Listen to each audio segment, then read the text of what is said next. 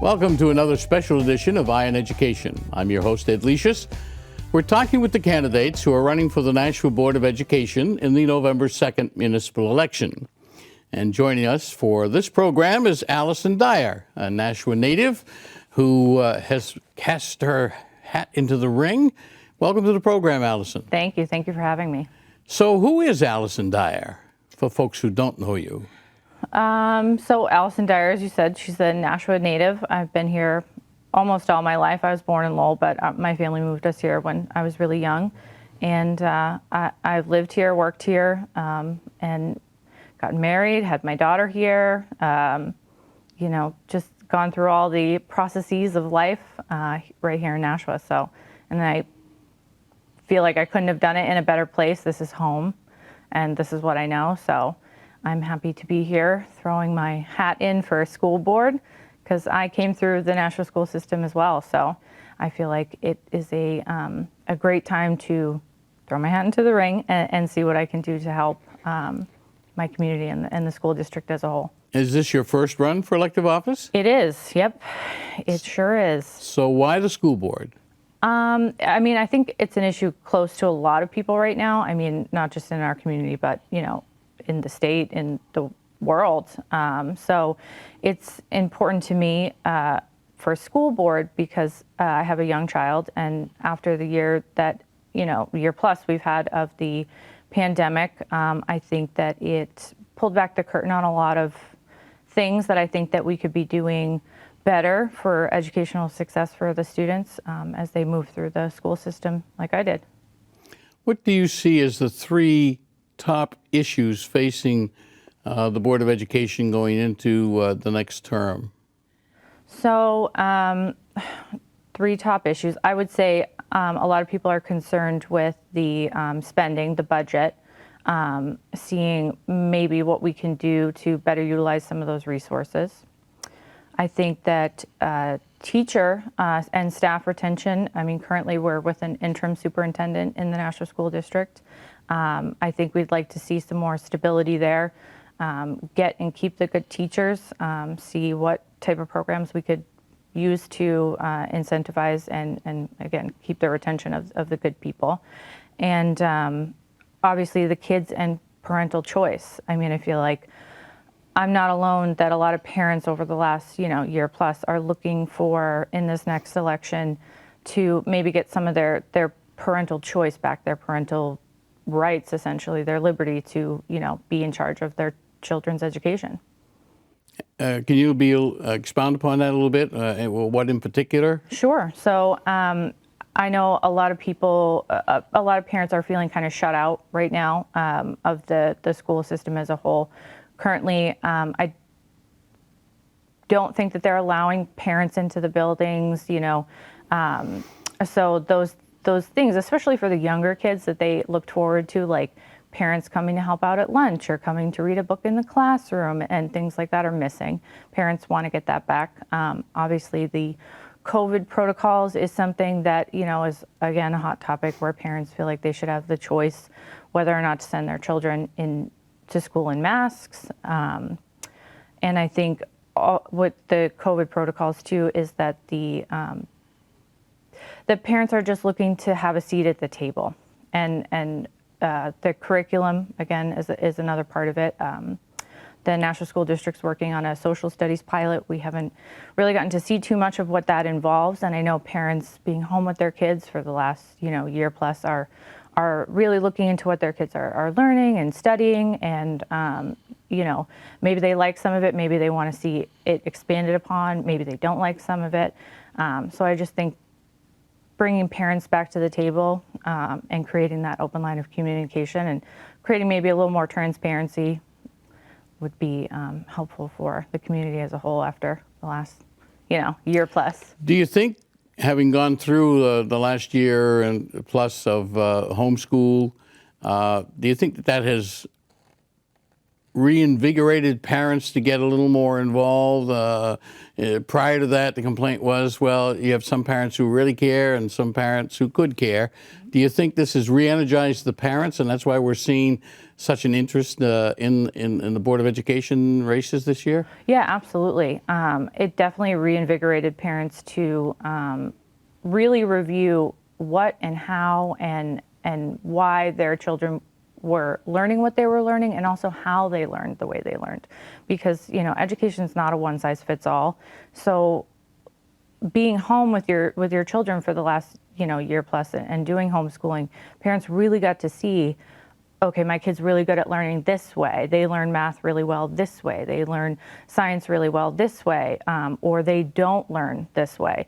So it reinvigorated parents to want that, for lack of a better word again, the seat at the table to kind of tailor their children's education in a way that works for their child. If elected, and if the civility issue continued at the board meetings, what would you try to do as one member to address that and bring civility back? Right. So, there's a lot around that.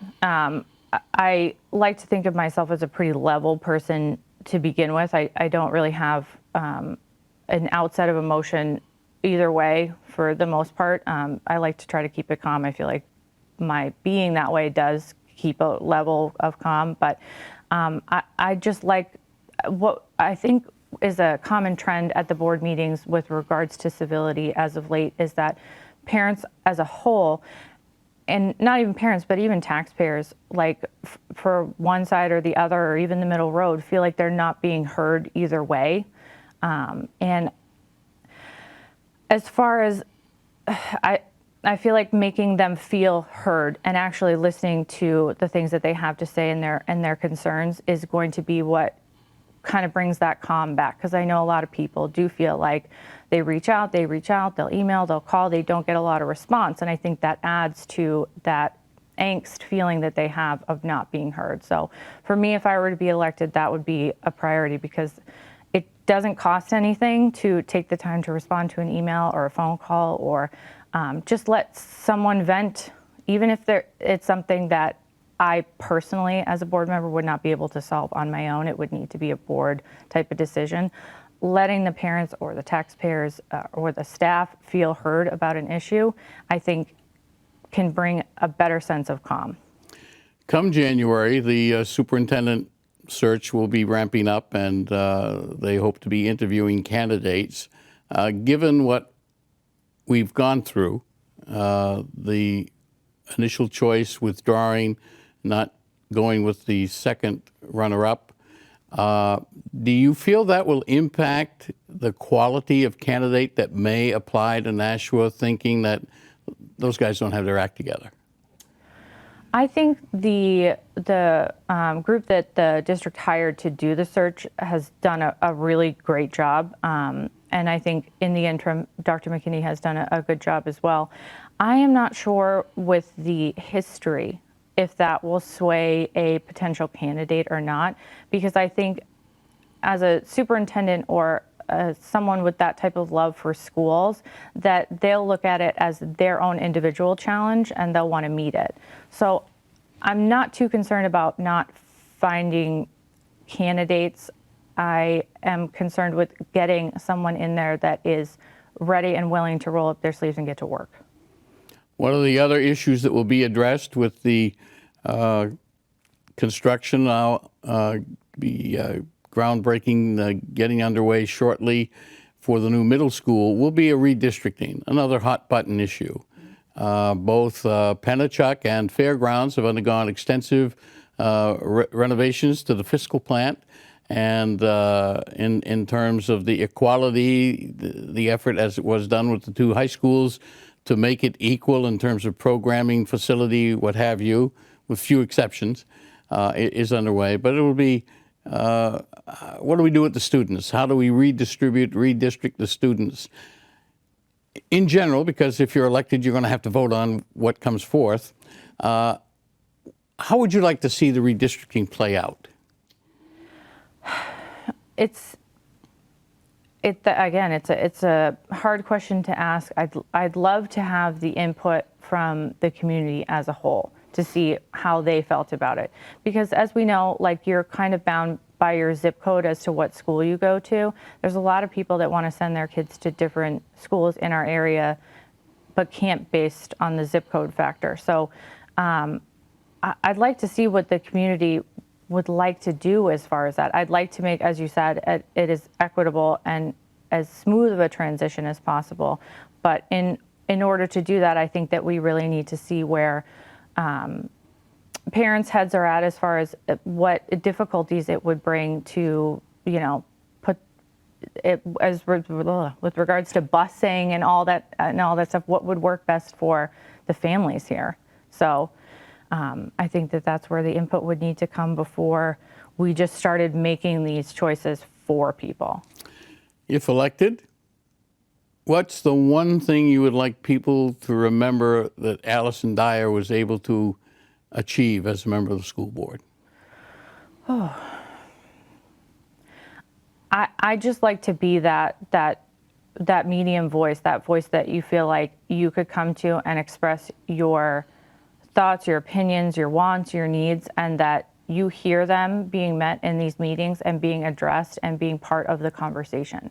I just want to be that voice for the Nashua people to be at the table to have that conversation. I want to be that conversation piece for them. My achievement would be to make everybody feel heard and to try to work towards, again, those 3 points we spoke about earlier. I think that those are really important for this community. Finally, is there anything you'd like to say to the voters of Nashua who are watching us here today on why one of their votes should go to you? I'm ready to work. I'm ready to roll up my sleeves. I'm ready to hear you and to be your voice and to communicate, thoughtfully, respectfully, appropriately with everyone, and get you that seat at the table for you, your family, your kids, for this community, and get out and vote on November the 2nd. Well, Allison, thank you for being with us today. Good luck to you. Thank you so much. Thank you for stepping up and running. Thanks. I look forward to it, and look forward to, getting to sit on the board with, everyone else that gets elected. So, ready to go. Good luck. Thank you. We've been talking with Allison Dyer, candidate for the Nashua Board of Education in the November 2nd municipal election. This has been a special edition of eYe on Education. I'm Ed Lecius. Thanks for watching, and we'll see you next time.